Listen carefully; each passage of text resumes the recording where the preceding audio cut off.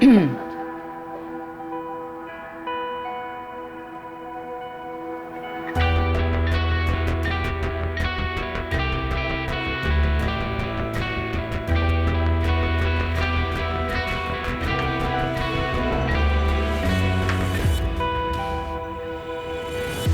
maganda to para sa sakit ng ulo.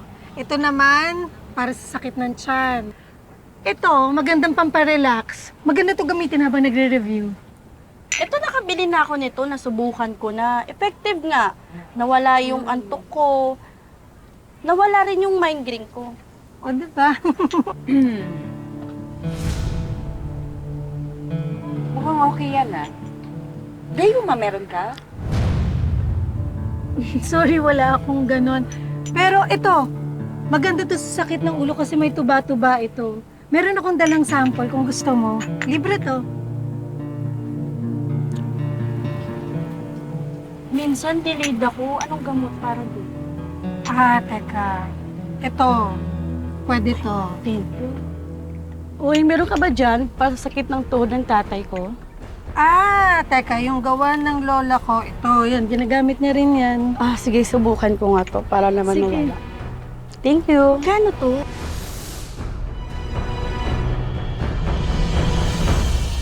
Look at you.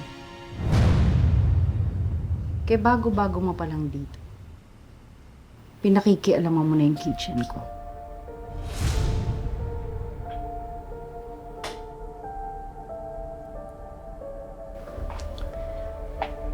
Gusto ko lang naman pong tumulong dito sa bahay.